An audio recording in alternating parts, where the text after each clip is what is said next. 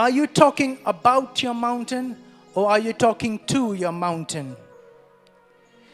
Here's the principle. If you're not talking to your mountain will talk to you. The biggest mountain lies in our mind. So when Jesus is saying, if you say to this mountain, be cast into the sea, he's not talking about a physical mountain. If not, it's going to be very dangerous in the air. If you're flying, you'll be looking out the window, where's the mountains? Which mountain is flying my way? Right? So he's not really talking about a physical mountain getting uprooted, being thrown into the sea. He's talking about the mountains in our mind, because that's where the mountains are. The greatest impact your words have is it dissolves the mountains in your mind. When you start confessing the word, it dissolves the mountains in your mind, not outside. It's not talking about the physical, offense or the physical thing that stands and blocks your way. He's not talking about the people that are against you. He's not talking about the circumstances against you. He's talking about the mountains that's in your mind. Because if you get free in your mind, your life will follow. If bondages are released in your mind, then your life will follow. And if mountains are removed in your mind, then life will follow where your mind will lead. Amen? The mountain is not the problem. The problem is what I believe that mountain is saying to me. And that's what matters. Amen? Some of us are living under that mountains even today in our lives. But I've been doing that, Pastor. I've been believing. I've been speaking the word. I've been believing. I've been praying. God, move that mountain. God, move the mountain. You are the God of the impossibilities. God, you move the mountain. I've been doing all that. I've been fasting. I've been praying. I've been confessing the word. And it doesn't seem to change. The mountains seem to be right there. It doesn't seem to be moving.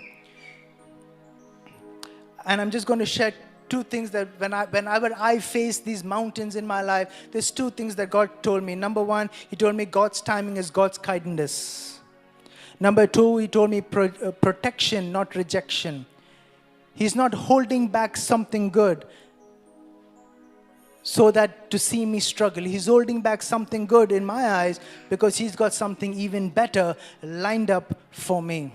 So if I trust Him, and if I just continue to believe, then I will see that what I thought was good, I missed out because what God had for me. So I continue to trust God, that if God says it's not time yet, then He's got something better prepared for me. Protection, not rejection. God's timing is God's kindness. When you want me to do something in a certain time and in a certain season, if I'm not doing it, it's because I am kind. Because I know sometimes with blessings come burdens. And burdens are heavy to carry. And if you're not equipped to carry the weight of the blessing that you want to walk into, it will crush you instead of elevating you. Amen? We want things to happen when we want it to happen. We want things to happen how we want it to happen. We want things to happen at the level we expect it to happen. And if it's not, we got to remember that it is God's kindness, not God's judgment. I want you to even look at your own heart this morning.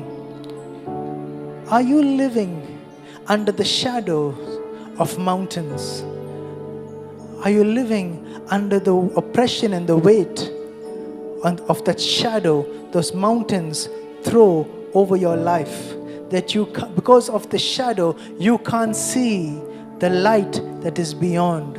You can't see the way that God has already made. You felt like this is life.